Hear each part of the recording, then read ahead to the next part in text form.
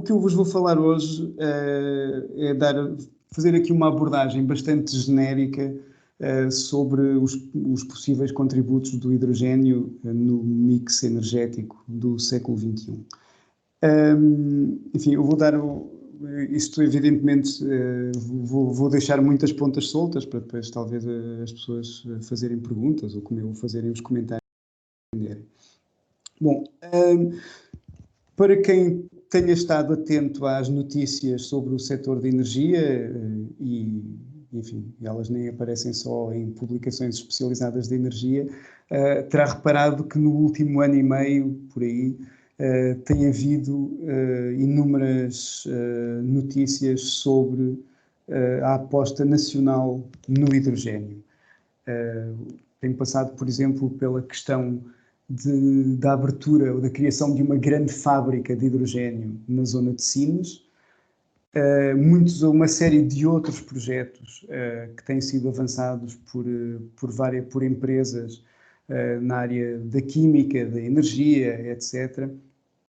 E até uma estratégia elaborada pelo governo para a introdução do hidrogênio no nosso sistema energético e que apresenta um conjunto de perspectivas até o ano 2030. Portanto, estão planeados grandes investimentos e grandes mudanças no nosso setor energético. Então, tenho licença, eu só vou ligar aqui o meu temporizador, senão vou-me perder no tempo, que é para ter aqui uma indicação de como vou. Então,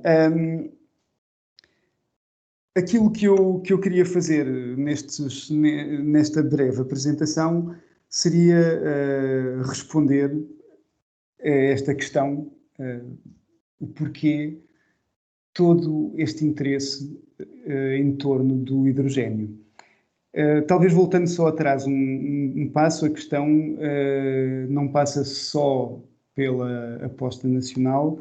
A própria União Europeia já desenvolveu uma estratégia para o hidrogênio. Estão a constituir-se consórcios entre vários países europeus e está a começar a surgir no horizonte esta ideia de uma economia do hidrogênio e de um setor energético futuro em que o hidrogênio vai ter um papel muito importante. Então, vamos começar a ver aqui algumas das questões sobre o interesse do hidrogênio. Então, a primeira é que o hidrogênio, e já agora também, quando falamos de hidrogênio, falamos do gás hidrogênio, H2, é um combustível, um produto energético com um teor energético muito elevado. Vocês podem ver aqui nesta tabela que, tipicamente, alguns dos combustíveis que nós conhecemos mais habitualmente, por exemplo, o diesel e a gasolina, têm ali valores de teor energético à volta entre os 42 e os 44 megajoule por quilograma de líquido, não é? Portanto, 1 quilograma de gasolina tem 44 megajoule de energia. Por exemplo, o carvão, que é usado para produzir eletricidade, tem um teor energético bastante mais baixo, à volta de 25 megajoule por quilograma. Bom, o hidrogênio ultrapassa largamente todos estes combustíveis. Tem um teor energético de 120 megajoule por quilograma, ou seja, cerca de 3 vezes o teor energético da gasolina. Portanto, estamos aqui a falar de um produto muito interessante, não é? Que numa massa relativamente pequena contém uma quantidade de energia muito grande. E se nós conseguirmos extrair essa energia, enfim, torna-se um produto muito interessante. Outras razões pelas quais o hidrogênio é bastante interessante. A outra é a sua elevada abundância. Bom, eu creio que a maior parte dos alunos que vão começar esta licenciatura devem ter tido uma componente mais forte de química no ensino secundário, portanto não vou dizer nada de novo. O hidrogênio é o elemento mais simples da tabela periódica, não é? Constituído por um próton e um eletrão. e é também o elemento mais abundante do universo. Quando nós olhamos para a abundância dos elementos em termos de número de átomos, o hidrogênio constitui cerca de 93% dos átomos do universo. Bom, vocês vão reparar aqui nesta lista, eu ponho aqui os 5 elementos mais comuns no universo. Isto, evidentemente, são estimativas e também têm erros associados. Eu não pus aqui os erros associados. Claro que vocês vão perceber rapidamente que esta soma é superior a 100%, mas é porque existem margens de erro nestes números. Mas, de qualquer forma, dá uma ideia do valor relativo, não é? O hidrogênio domina o universo, não é? É o elemento mais básico e mais comum, não só no universo, como, enfim, é omnipresente, não é? Na Terra, no planeta, quando consideramos o planeta como um todo, a sua abundância é um pouco menor. Mas ainda assim representa cerca de 7% dos átomos existentes no nosso planeta. Quando olhamos para uma porção específica do nosso planeta, os oceanos, então o hidrogênio é realmente um elemento extremamente abundante, não é? Cerca de 66% dos átomos existentes nos oceanos são átomos de hidrogênio, evidentemente por causa da água, não é? Da constituição da água. Portanto, é um elemento que está bastante disponível, não é? Que existe em grande quantidade e, enfim, não é preciso fazer furos no chão, né? Escavar minas, etc., para encontrar hidrogênio. Ele está omnipresente. Outra questão é que o gás de hidrogênio, o H2, não existe naturalmente, por exemplo, na nossa atmosfera. Nem nos oceanos, não é? Ele existe sempre como parte de moléculas, de outros compostos, não é? A água é o mais abundante, mas depois também existe nos hidrocarbonetos, em grandes quantidades, na matéria orgânica, etc. Mas é muito simples obter o gás de hidrogênio. É, aliás, um processo já conhecido há mais de 200 anos. A primeira experiência de eletrólise da água foi realizada no ano de 1800. Portanto, a eletrólise da água é uma reação química provocada por uma corrente elétrica. Ou seja, nós passamos uma corrente elétrica por um volume de água e a molécula de água dissocia-se nos seus componentes, oxigênio e hidrogênio. Enfim, o aparelho onde isto pode ser feito é um eletrolisador e funciona basicamente ligando uma bateria aos terminais, dois terminais, a um ânodo e a um cátodo. Alimentamos o eletrolisador com água e a reação geral que se dá é esta, ou seja, uma molécula de água ou duas moléculas de água são divididas numa molécula de oxigênio e duas moléculas do gás hidrogênio. Portanto, é possível recolher este gás para posterior utilização. Isto, enfim, é só para explicar aqui um pouco como funciona o eletrolisador. Portanto, temos dois tipos de reações diferentes no ânodo e no cátodo.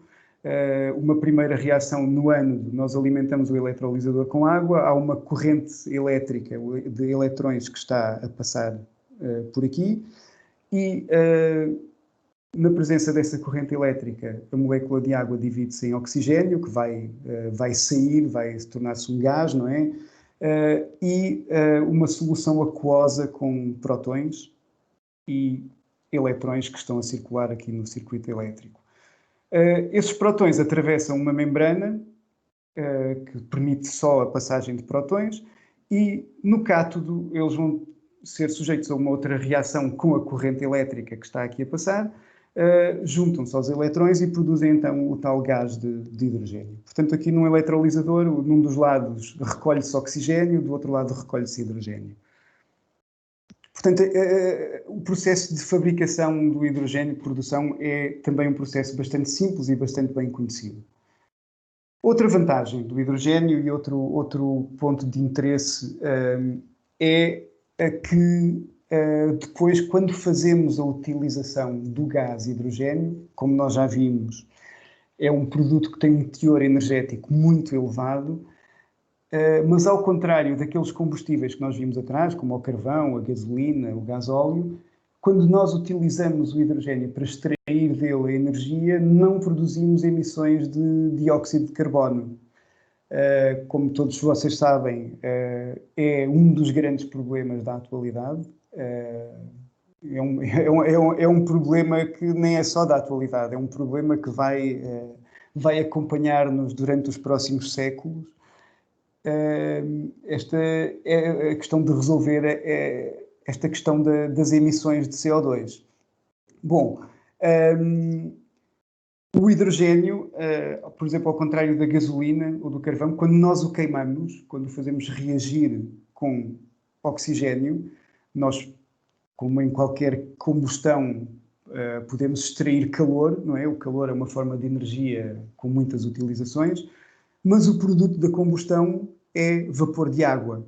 Portanto, o vapor de água é um gás não poluente, é também um gás de efeito de estufa, tal como o CO2, só que a água, quando se acumula na atmosfera, transforma-se em nuvens e chove e, portanto, nunca ultrapassa determinados valores, não é? Ao contrário do CO2, que não chove CO2, portanto, ele vai ficando preso na atmosfera.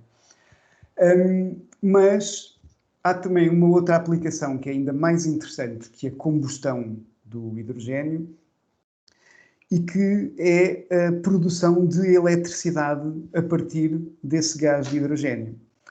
Basicamente, a produção de eletricidade é feita numa máquina que é chamada uma pilha de combustível, ou uma fuel cell, que é um termo muito utilizado também para designar este mesmo aparelho, que é mais ou menos exatamente o aparelho que eu mostrei no slide anterior, só que a funcionar em modo inverso.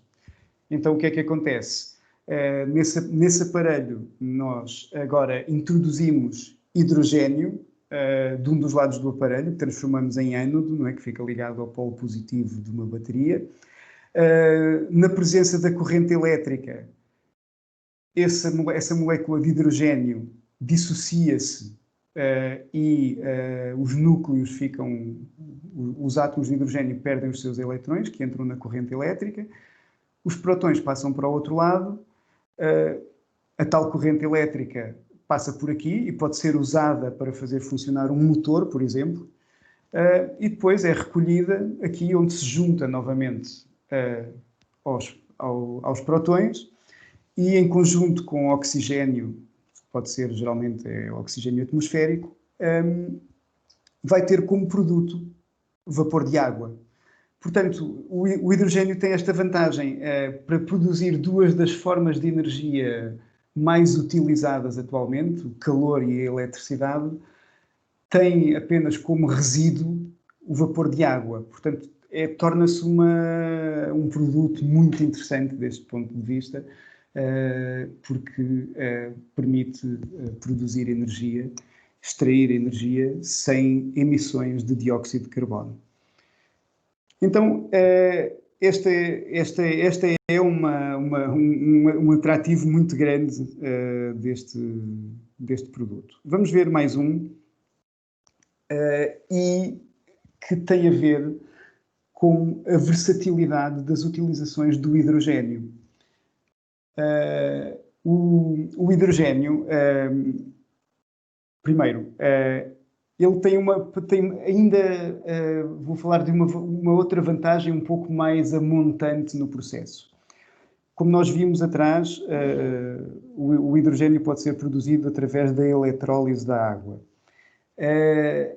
Há sempre a questão de saber se a eletricidade que nós usamos para fazer a eletrólise é uma eletricidade limpa ou uma eletricidade que é obtida a partir da queima de combustíveis fósseis.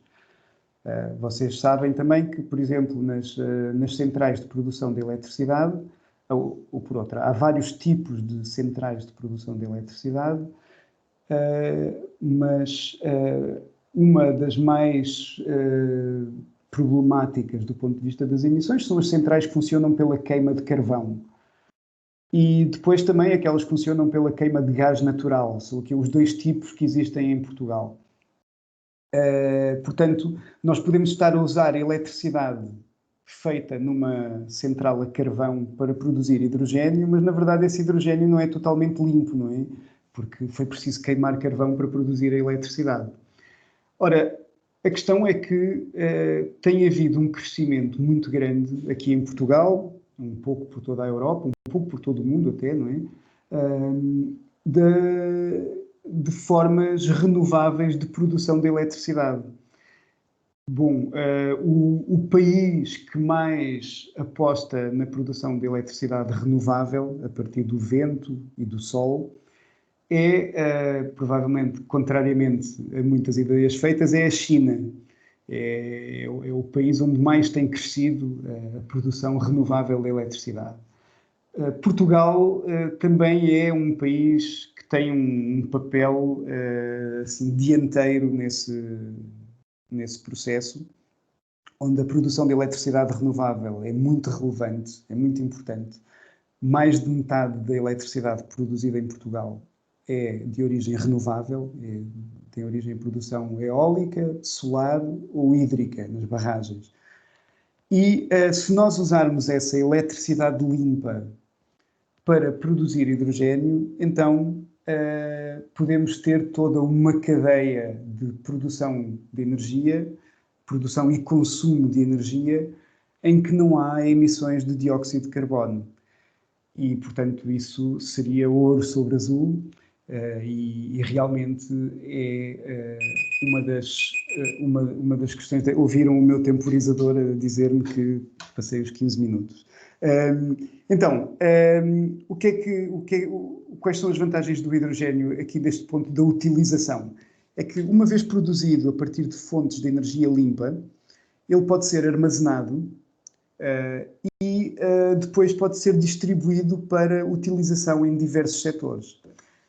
Um deles é o dos transportes, em que o hidrogênio pode funcionar como um combustível limpo para automóveis. Aliás, vocês podem ver aqui alguns modelos de marcas bastante conhecidas que já produzem estes modelos. Aqui o Toyota Mirai, que ainda não circulam em Portugal, um novo modelo da Mercedes, e este é um autocarro hidrogênio que é produzido em Portugal pela Caetano Bus, que é uma subsidiária da Toyota, e que neste momento produz estes autocarros, sobretudo para exportação para outros países europeus, porque em Portugal ainda não há uma infraestrutura de abastecimento.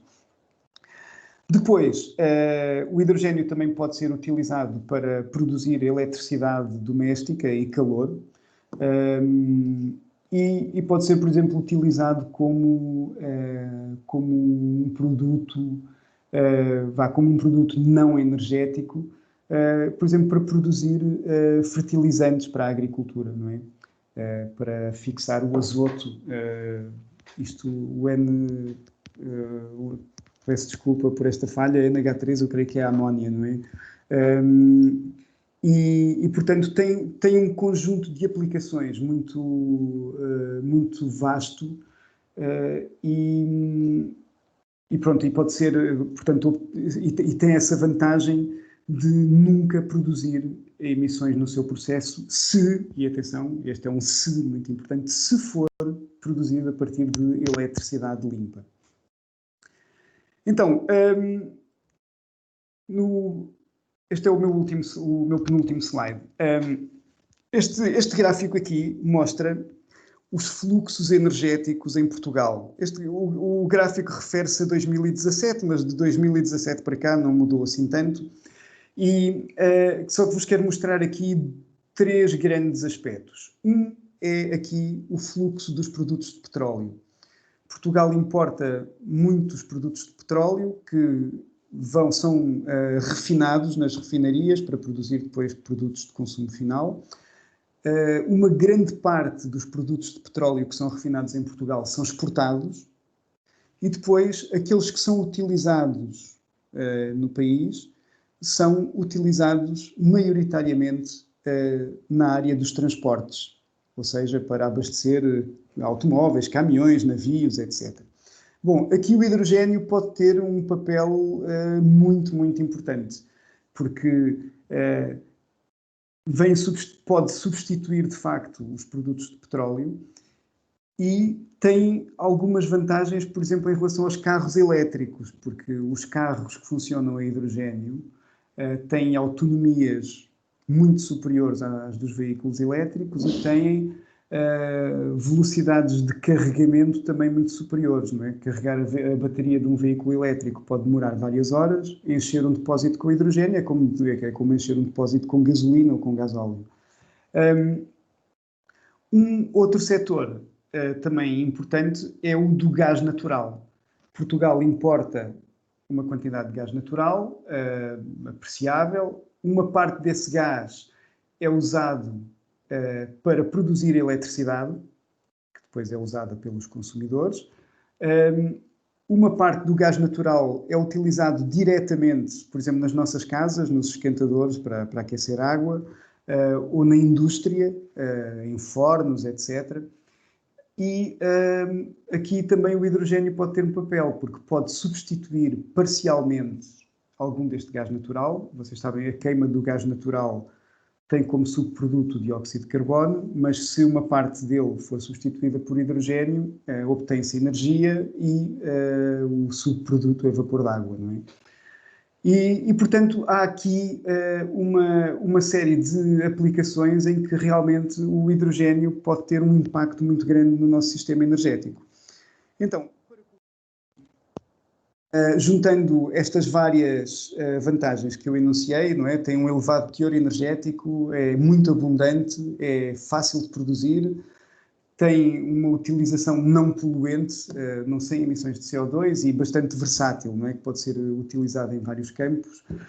E, portanto, isso tem feito com que o hidrogênio se tenha vindo a tornar-se ao longo do último ano uma prioridade na política energética do país, com vista a aprofundar a dinâmica de descarbonização da economia, de diminuir a dependência energética em relação ao exterior, ou seja, diminuir as importações de petróleo, de gás natural, etc., de permitir armazenar energia e para usar em períodos em que haja faltas de energia ou para transportar para locais onde essa energia seja necessária. E também permite uma coisa aqui importante, que é fazer o acoplamento entre vários setores do sistema energético. Portanto, juntar com o gás e a eletricidade, os transportes, etc., o hidrogênio consegue jogar em simultâneo em muitas destas áreas. E pronto, era tudo que eu tinha para vos dizer. Obrigado pela atenção. Deixo só aqui alguns dos estudos que têm sido realizados pela Direção-Geral de Energia neste âmbito do hidrogênio. Alguns deles, se não todos, estão na biblioteca da Escola Superior de Tecnologia do Barreiro, que vocês podem consultar. E, mais uma vez, obrigado. Obrigado. A apresentação do Dr. Rui Borges, muito obrigado. O webinar, digamos que foi promovido pelos coordenadores da Licenciatura em Tecnologias do Petróleo, que uma fonte atual do hidrogênio é o próprio gás natural e que podemos, através de captura de CO2, fazer o chamado hidrogênio azul. Portanto, temos aqui o hidrogênio verde, produzido pela eletrólise da água, designado verde, e temos o hidrogênio azul, produzido a partir do gás natural, com captação eficiente de CO2. De facto, em zonas no nosso país não foi permitida a exploração de gás natural e estamos deficitários, portanto, temos que importar os combustíveis fósseis e o hidrogênio poderia ser uma forma, digamos, mais amiga do ambiente, mas eu também julgo que a estratégia nacional passava um pouco pela questão das eólicas e do solar nos períodos de intermitência ou mesmo digamos, de pouca captação ou produção energética. O hidrogênio era uma forma de armazenamento, de dar continuidade a essas, digamos, às disrupções provocadas na produção de energia nessas alturas, não é? Portanto, era uma forma de armazenar e dar continuidade e não haver paragens. Dado que neste momento há um poder, digamos, calorífico que ainda não está totalmente aproveitado do hidrogênio, é necessário ainda tecnologia de ponta para pôr o hidrogênio a ser produzido, ou melhor, a queimado como combustível, por exemplo, em centrais termoelétricas, que a aposta passa também por aí. Não sei se tanto em Portugal, mas em países como a Alemanha, seguramente. Portanto, um dos objetivos da Alemanha é queimar hidrogênio em centrais termoelétricas, e já estão a desenvolver turbinas para isso, não totalmente a 100%, não é? Há um passo, digamos, um processo evolutivo de começar com alguns pontos percentuais e evoluir, julgo que caminhar para cima de 60% e por aí fora, mas neste momento ainda não há tecnologia desenvolvida, julgo eu, para chegar ao, digamos, a uma utilização eficiente do hidrogênio. Portanto, precisamos de 10 ou 20 anos, seguramente alguns 10 anos, ou pelo menos 5 anos, para desenvolver mais tecnologia para torná-lo, digamos, uma aposta mais ecológica. A minha visão é um pouco que há várias formas de energia e elas vão ser todas evolutivas e provavelmente vamos conseguir, e o tema é um mix energético, precisamente, havemos de conseguir digamos, umas mais que outras, mas elas seguramente não irão desaparecer todas. E são ecologicamente mais amigáveis. Pronto, isto é a minha visão pessoal, até porque o seminário foi promovido também pela parte do gás natural, digamos assim. O hidrogênio neste momento será complementar ao gás natural e a pouco poderá ir substituindo em zonas onde ele seja menos existente, não é? Noutras zonas, quando a produção é maior, mas realmente, hoje em dia, até as plataformas que exploram gás natural já usam processos de solar e eólico, já recorrem à energia através daí. Portanto, a indústria está a evoluir cada vez para poluir menos e produzir menos CO2. Mesmo os tradicionais poluentes dos combustíveis fósseis, entre aspas, já estão a evoluir a passos e já dizem que, por exemplo, têm plataformas quase autossustentáveis, estamos a falar da Noruega, que não consome, digamos, ou não produz grandes quantidades de poluentes, e até posso dizer que até há próprias plataformas que já estão a ser transformadas em solares, portanto, em energia eólica, portanto, em centrais de energia eólica, offshore eólico. Centrais do petróleo, portanto, plataformas do petróleo que estão a ser transformadas para centrais de energia eólica no mar, em alto mar. Portanto, isto está tudo a evoluir e vai haver complementaridades de energia e provavelmente não chegaremos a uma situação em que não sei se haverá alguma que será muito mais preponderante em relação às outras. Vai ser uma surpresa ver, até porque as reservas na Terra não se esgotam assim tão facilmente, e porque isto vai sendo. Vamos descobrindo mais reservas. E por outro lado, eu agora transmito um bocado a minha visão pessoal.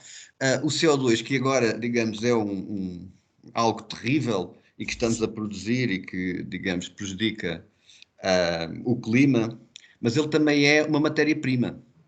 Por exemplo, pode ser usado na produção de combustíveis sintéticos com o hidrogênio. Portanto, isto estamos a deitar CO2 fora, também temos de ter algum cuidado porque iremos precisar dele de futuro para produção.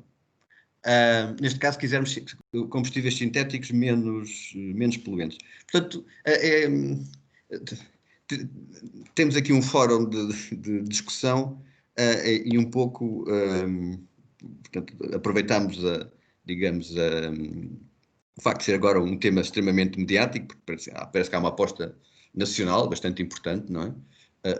A médio e longo prazo no hidrogênio, mas pronto, eu julgo que haverá lugar a todas as formas de. Desculpa lá, agora já me excedi um bocadinho na questão, mas foi também para um pouco a balizarmos aqui, digamos, por um lado, a origem do webinar. pronto, e vou terminar, porque às vezes diaboliza-se demasiado portanto, o gás natural, e ele neste momento até, e acaba aqui, contribuiu, por substituição de outros combustíveis, contribuiu para um pouco também para a descarbonização. Ainda polui, de facto, mas ao longo do tempo haveremos de lá chegar digamos, num ecossistema energético menos poluente. É porque o hidrogênio depois também tem alguns problemas tecnológicos agora, por exemplo, nas emissões dos NOx, não é? Portanto, não há bela sem senão, isto temos que... Isso quando fala da combustão do hidrogênio, não é? A combustão de hidrogênio, sim. Temos ainda produção de NOx, portanto, é um problema, mas lá está, é um problema tecnológico que vai ter que ser resolvido. Neste momento nós estamos no início.